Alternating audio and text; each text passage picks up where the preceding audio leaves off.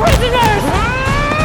She's alive! Welcome back to your nerdy show. I'm your host, Spoiler Master. This is our Severance Season 1 recap. In this video, we'll be diving deep into the world of Lumon Industries and the shocking reality of the severance procedure. Severance is a psychological thriller that has kept viewers on the edge of their seats, unraveling a dystopian world where employees are separated from their personal lives, literally. Mark Scout, Helly, Irving, and Dylan navigate a reality where their work selves and personal selves are kept completely apart. But as they dig deeper into Lumon's secrets, they begin to question everything they know about their lives. From dark secrets to personal struggles, we'll break down the major twists, pivotal moments, and theories that have left us all hooked. So if you're ready to revisit the strange and unsettling world of Severance, hit that like button and let's get started.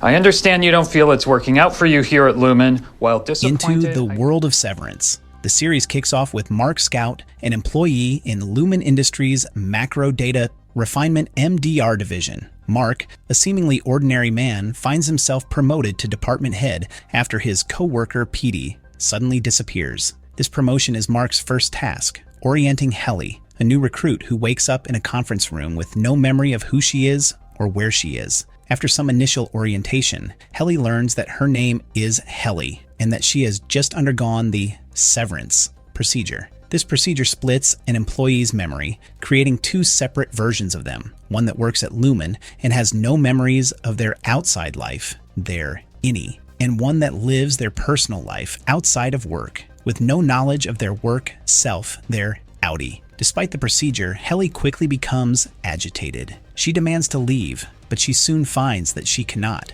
She attempts to leave, but the doors won't open, and instead, she's shown a video explaining the severance process and its effects. Meanwhile, Mark's life outside of work isn't easy. His outie, still grieving the death of his wife Gemma, is drawn to a mysterious man who claims to be Petey, now changed after going through reintegration. Petey gives Mark a letter with cryptic instructions before Mark returns to his Lumon-subsidized home in the town of Kier. At the same time, Mark's neighbor, Mrs. Selvig, is revealed to be Harmony Coble, his boss at Lumon, though Mark is unaware of her true identity. Dangerous effects. We learn more about the effects of severance. Helly, now in her innie form, discovers her role in the company. She is tasked with sorting encrypted numbers into digital bins, part of the macro data refinement team. At a welcome party, Helly's discomfort grows. She writes a note to her outie, intending to resign, but she's caught when the elevator to the outside shuts down. Mark explains that this is because Lumon has code detectors that prevent any communication between the two selves. As Mark takes the blame and is sent to the break room as punishment, we see Irving experience a disturbing hallucination at his desk. Black liquid oozes over his surface, and he's taken for a wellness check. Counselor Ms. Casey recites vague facts about Irving's outie while forcing him to respond neutrally, further breaking his sense of autonomy. At the wellness center, Irving meets Bert, the head of optics and design, O&D. Meanwhile, Mark, still shaken, seeks out Petey, who has developed reintegration sickness after reversing his severance procedure. Petey explains that the break room is a punishment zone where employees are subjected to forced apology sessions under the supervision of Milchick. To help with Petey?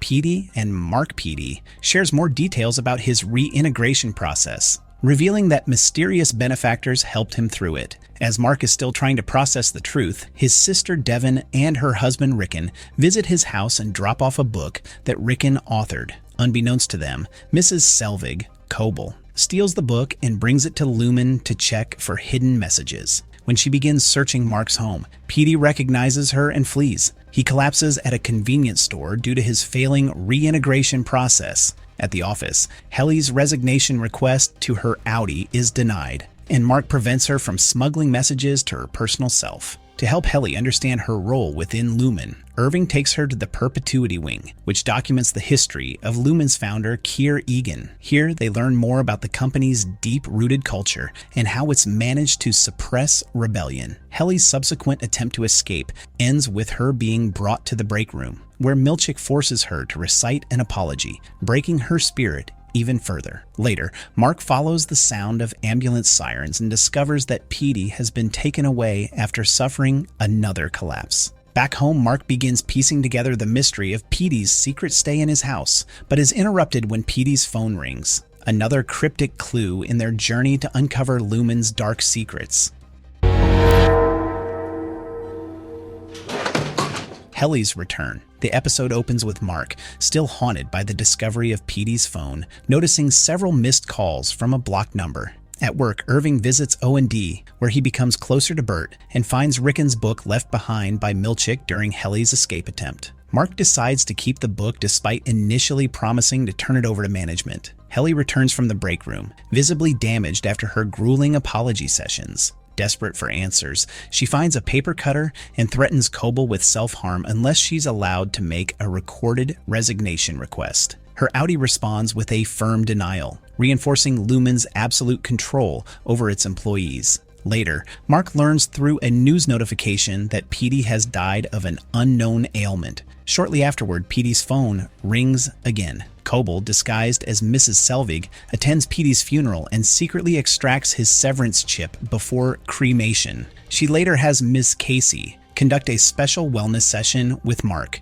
which Coble watches remotely. During the session, Mark sculpts a tree out of clay, symbolizing a spot he visits to remember his late wife Gemma. Irving discovers that optics and design has at least 7 employees working in a massive hidden backroom. Meanwhile, Dylan finds Rickon's book hidden in Mark's files. Helly smuggles an extension cord out of MDR and uses it to hang herself in an elevator shaft. Gone. It's only a few minutes, right?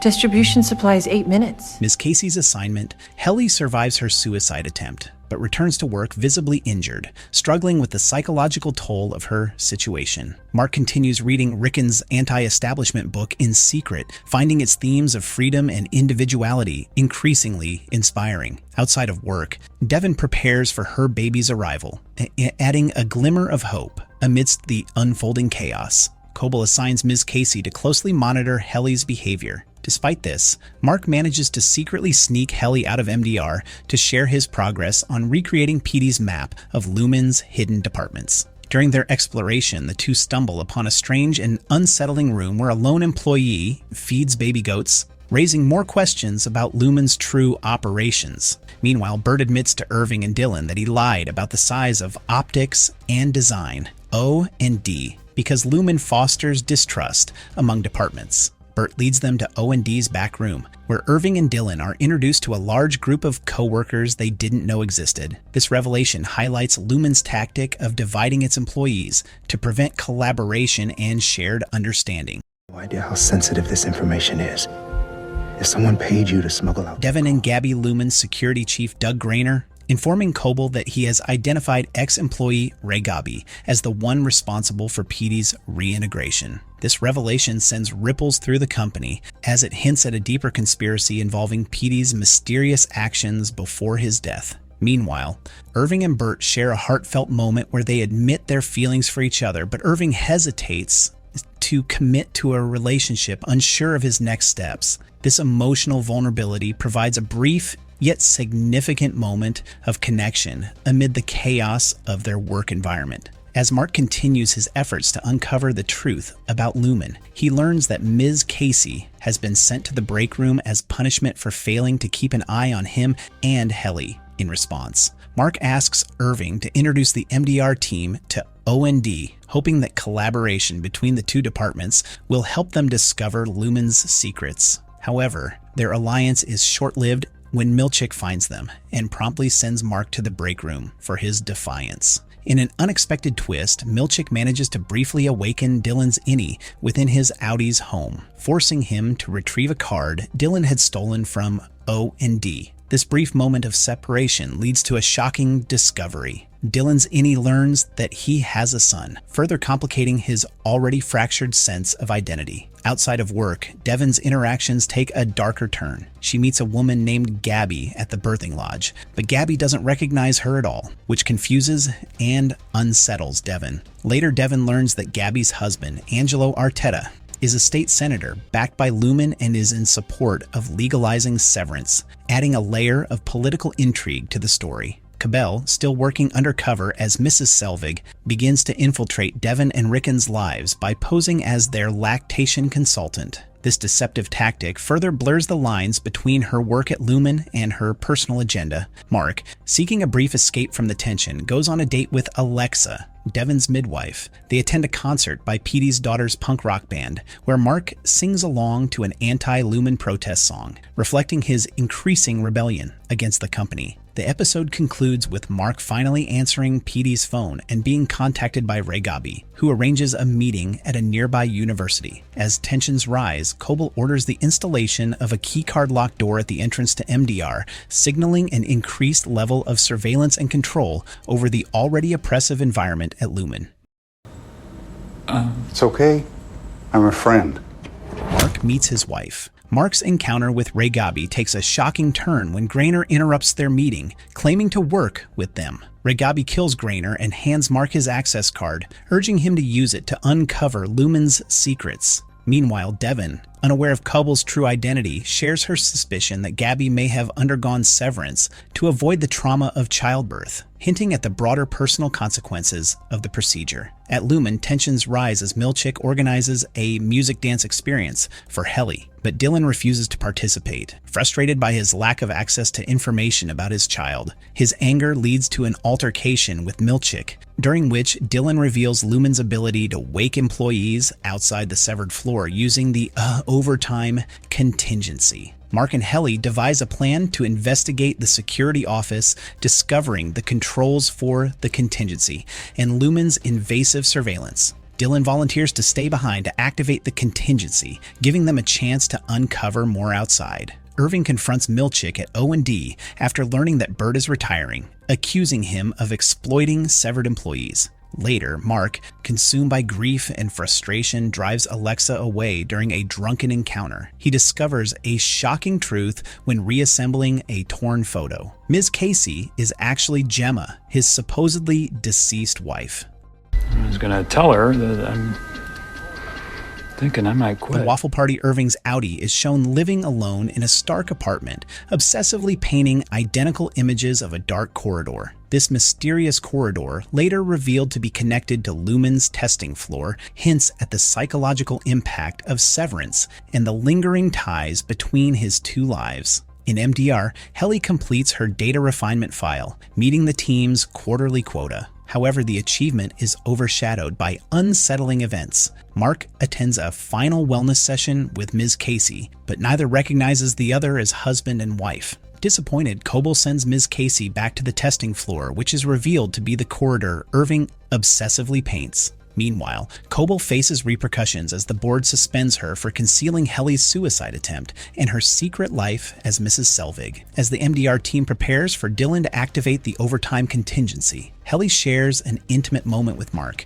kissing him before leaving. Outside work, Mark's Audi attends Rickon's book reading party and confides in Mrs. Selvig about his plan to quit Lumon. Unaware of her true identity, he is surprised when she encourages him. Dylan receives a disturbing waffle party reward for meeting the quota. The ritualistic and unsettling celebration emphasizes Lumon's cult-like reverence for Keir Egan. Dylan, however, leaves midway to access the security office and activates the overtime contingency, successfully awakening Mark, Irving, and Helly's innies in the outside world. This pivotal moment sets the stage for a confrontation between their two lives and Lumon's control. The final showdown marks Innie awakens in Devon's home, where he finds himself hugging Coble, who is still posing as Mrs. Selvig. In his confusion, Mark accidentally calls her by her real name, alerting Coble that the overtime contingency has been activated. Coble immediately contacts Milchick, ordering him to investigate the security office. Mark, now fully aware of his situation, reveals to Devon that he is in his Innie state. Devon is shocked, but listens intently as Mark explains the truth about Lumon. Devon reveals to Mark that Gemma, his late wife, is dead, and also realizes that Mrs. Selvig is actually Harmony Coble, Mark's boss at Lumon. She urges Mark to expose Lumon's secrets to the press, warning that Lumon's influence likely extends to the police. Meanwhile, Irving's Innie wakes up in his Audi's apartment, where he discovers his obsession with paintings of the dark corridor leading to the testing floor. He also finds a map, an employee directory in his closet, which he uses to locate Bert. Helly's Innie wakes up at a Lumon gala and discovers that her Audi is Helena Egan, the daughter of Lumon's CEO, James Egan. Helena underwent severance to promote public support for the procedure. Shocked and enraged, Helly decides to expose Lumon's abuse of severed employees. Despite Coble's attempts to stop her, Helly gets on stage and delivers a powerful speech, revealing the torment and subjugation faced by the Innies. As Milchick breaks into the security office, Dylan struggles to keep the overtime contingency active. Irving arrives at Bert's house, only to find Bert in a happy relationship with someone else. Meanwhile, Mark pieces together the truth about Ms. Casey, realizing she is Gemma, his supposedly dead wife. Mark rushes to tell Devon, managing to say, "She's alive," just before Milchick tackles Dylan, deactivating the contingency and reverting everyone to their Audi states. I'm gonna kill you. Our nerdy thoughts. The first season of Severance masterfully sets the stage for a deep, psychological exploration of identity, control, and rebellion. With the overtime contingency now activated and the lines between the Innies and Audi's worlds dissolving, the fight against Lumon Industries has only just begun. As the employees begin to awaken to the horrors of their severed lives, the stakes grow higher, and the search for the truth becomes a dangerous and urgent mission. And that's a wrap on our Severance season. One recap. What a ride it's been through the mind-bending world of Lumon Industries. From shocking revelations to the growing resistance against the company's twisted control, Season 1 set the stage for a lot more to come. We'd love to hear your thoughts on the season. What did you think of the twists and the characters' struggles? Do you have any theories for what's next? Drop your comments below. If you enjoyed this recap, don't forget to like, subscribe, and hit the notification bell so you never miss an update. Thanks for watching, and we'll see you next time as we continue to explore the mysteries of Severance. No, what the heck, I'll laugh anyway.